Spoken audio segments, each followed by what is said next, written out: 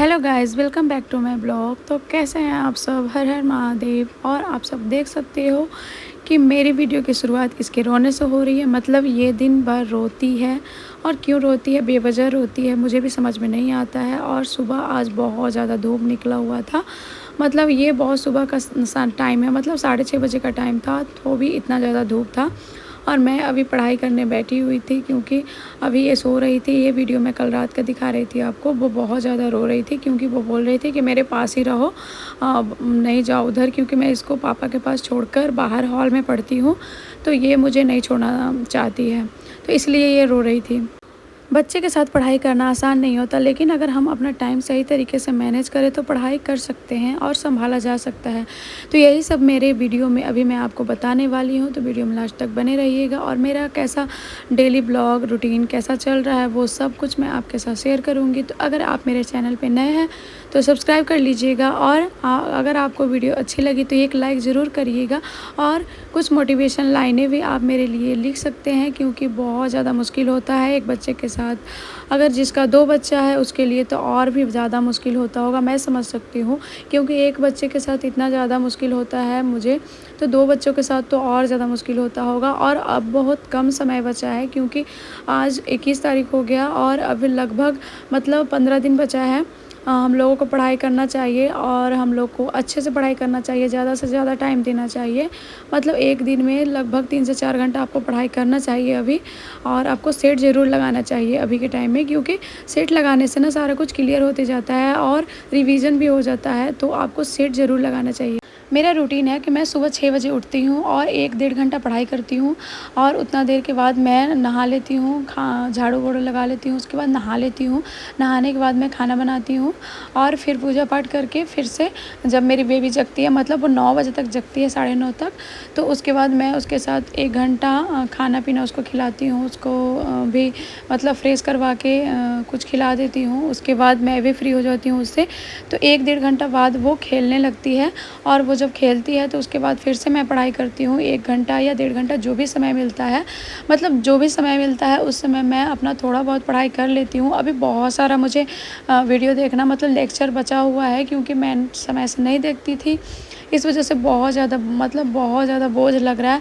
और सारा कुछ पढ़ना भी ज़रूरी है, क्योंकि सारा कुछ जब तक क्लियर नहीं होगा तो मैं कैसे क्वेश्चन नहीं लगा पाऊँगी। इसलिए मैं जल्दी से सारा कुछ पढ़ाई कर रही हूँ, और जल्दी से मतलब एक दिन में कम से कम तो 8-10 वीडियो देख रही हूँ मैं, ताकि सारा कुछ ना मैनेज हो जाए टाइम पे। मैं रोज़ थोड़ा पढ़ती हूँ, लेकिन मैं पढ़ाई को छोड़ती नहीं हूँ। जैसे आज एकदम मन नहीं कर रहा है तो एकदम ऐसा होता है कि नहीं पढूँ, 1-1.5 घंटा भी आपको पढ़ लेना चाहिए, क्योंकि ऐसा होता है कि अगर आप आज नहीं पढ़ोगे तो कल भी पढ़ने का मन नहीं करेगा।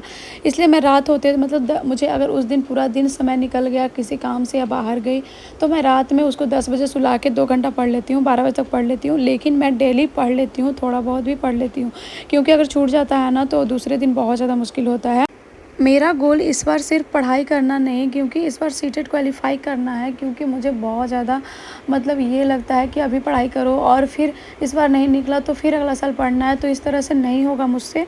और इस बार मैं कोशिश करूँगी कि मतलब क्वालिफ़ाई कर जाऊँ और अच्छे नंबरों से, क्योंकि मैं पढ़ाई कर रही हूँ। पिछले बार भी 2-3 महीना की थी, लेकिन पिछले बार नहीं हो पाया था, कुछ नंबरों के लिए रह गया था। तो फिर से इस बार मुझे जो भी सब्जेक्ट, मतलब पिछले बार ना मैं CDP और हिंदी और इंग्लिश 3 सब्जेक्ट ही अच्छे से पढ़ी थी, और मैथ और ये क्या बोलते हैं EVS अच्छे से नहीं पढ़ पाई थी, जिसके वजह से मेरा नहीं हुआ था। तो आप भी कोशिश करना कि आप भी मतलब पूरे सब्जेक्ट को अच्छे से कवर कर लो है। तो आप ये पॉजिटिव और नेगेटिव वर्ड को अच्छे से पढ़ लेना। अगर आपके पास नहीं होगा तो आप गूगल कर लेना, या फिर ये जो मैं दिखा रही हूँ आप उससे भी लिख सकते हो। मैं इस तरह के वीडियो डेली डालूँगी आपको। अगर आप मेरे साथ जुड़े रहना चाहते हैं तो प्लीज़ चैनल को सब्सक्राइब कर लीजिएगा, और मुझे भी बहुत ज़्यादा अच्छा लगता है, मुझे भी बहुत ज़्यादा मोटिवेशन मिलता है। तो आप इससे भी लिख सकते हो, या फिर आप अपने गूगल करके आप, या फिर यूट्यूब पे बहुत सारे टीचर पढ़ा रहे हैं, आप कर सकते हो। लेकिन इसको ज़रूर पढ़ लेना, बहुत ज़्यादा ये काम का चीज़ है। मैं इसे पढ़ती हूँ डेली, मतलब एक बार पढ़ ही लेती हूँ, क्योंकि ऐसे याद रहता है और दिमाग में बना रहता है। पॉजिटिव और निगेटिव वर्ड आपको याद रहते हैं तो ऑप्शंस को काटने में बहुत ज़्यादा हेल्प करते हैं, तो ये ज़रूर कर लेना।